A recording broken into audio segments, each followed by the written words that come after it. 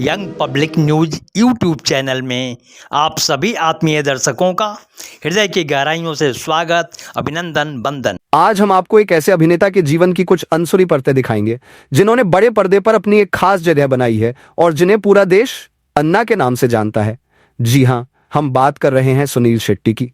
हाल ही में एक खास बातचीत में सुनील शेट्टी ने अपने जीवन के कई गहरे अनुभवों और विचारों को साझा किया, जो उनके संघर्ष, उनकी विनम्रता और उनके मजबूत पारिवारिक मूल्यों को दर्शाते हैं। आइए सुनते हैं क्या कुछ खास है उनकी इस कहानी में। सुनील शेट्टी को अक्सर लोग अन्ना कहकर पुकारते हैं। इस उपनाम के पीछे की कहानी खुद सुनील शेट्टी ने बताई है। उन्होंने बताया कि यह नाम दरअसल उनकी एक जूनियर आर्टिस्ट अंजलि ने देना शुरू किया था। धीरे धीरे उनके अपने पिता और फिर हिंदी सिनेमा के महानायक अमिताभ बच्चन तक ने उन्हें इसी नाम से संबोधित करना शुरू कर दिया। और बस फिर क्या था, यह नाम उनकी पहचान बन गया। अपने पिता के शुरुआती दिनों को याद करते हुए सुनील शेट्टी भावुक हो जाते हैं। उन्होंने बताया कि उनके पिता ने जीवन में कितना संघर्ष किया। रसोई में बर्तन धोने से लेकर वेटर के रूप में काम करने तक उन्होंने हर तरह की मेहनत की और अंततः अपने दम पर 3 सफल रेस्तरां स्थापित किए। सुनील शेट्टी ने यह भी साझा किया कि कैसे 10वीं कक्षा के बाद उन्होंने भी पढ़ाई के साथ साथ अपने पिता के व्यवसाय में हाथ बंटाना शुरू कर दिया था। अपनी मां के निधन के बाद परिवार ने जिन आर्थिक कठिनाइयों का सामना किया, वह भी सुनील शेट्टी की बातों में स्पष्ट झलकता है, जहां उनकी मां ने परिवार के लिए अपने गहने तक बेच दिए थे। अभिनय के अलावा सुनील शेट्टी के जीवन में मार्शल आर्ट का भी गहरा महत्व रहा है। उन्होंने बताया कि ब्रूस ली उनके आदर्श थे और लगभग 15 साल की उम्र से ही उन्होंने मार्शल आर्ट सीखना शुरू कर दिया था। यह उनके लिए सिर्फ एक कला नहीं, बल्कि एक जीवन शैली बन गई थी। सुनील शेट्टी ने अपने निजी जीवन के कुछ मीठे पल भी साझा किए। अपनी बेटी के साथ एक चंचल पल का जिक्र करते हुए उन्होंने बताया कि कैसे उनकी बेटी उन्हें चिढ़ाती है कि वह जानबूझकर शोर करते हैं ताकि वह उनके करीब ना आ सके। फिल्मों की बात करें तो हेरा फेरी फ्रेंचाइजी के प्रशंसकों के लिए एक बड़ी खबर है।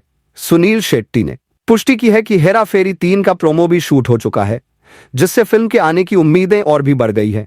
अपने बचपन की यादें साझा करते हुए सुनील शेट्टी ने पहली बार सिनेमा जाने के अपने अनुभव को भी याद किया।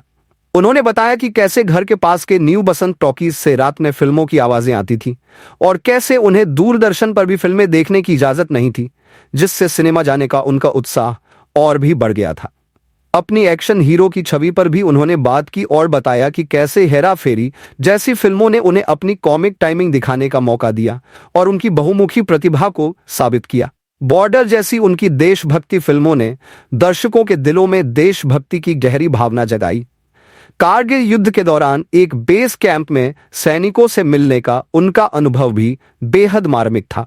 उन्होंने बताया कि कैसे बॉर्डर फिल्म की रिलीज के बाद उन्होंने एक ऐसे सैनिक से मुलाकात की जिसने युद्ध में अपना हाथ खो दिया था और उन्हें देखकर उस सैनिक ने एक गाना गाया। व्यापार के क्षेत्र में भी सुनील शेट्टी ने अपनी एक अलग पहचान बनाई है।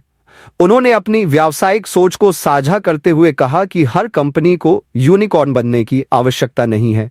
उनके लिए सच्ची सफलता पैसे कमाने के बजाय सम्मानजनक जीवन जीना और परिवार तथा दोस्तों के लिए पर्याप्त समय निकालना है। उनका मानना है कि सफलता का मतलब केवल आगे बढ़ना नहीं, बल्कि अपने प्रियजनों को भी साथ लेकर चलना है। अंत में सुनील शेट्टी ने अपने सभी प्रशंसकों और शुभचिंतकों का धन्यवाद किया।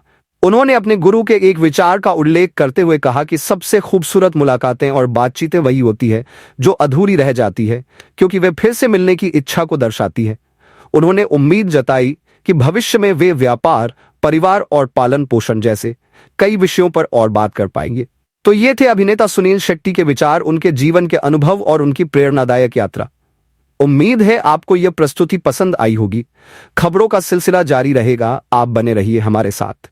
Young public news YouTube channel को मिल रहा आप सबका स्नेह, समर्थन, सहयोग ही हमारी मीडिया धर्म प्रतिबद्धता को रेखांकित और मार्गदर्शित करती है। कृपया आप सब अपने इस चैनल को लाइक और सब्सक्राइब अवश्य करें, भूलें नहीं। आप सबका आभार।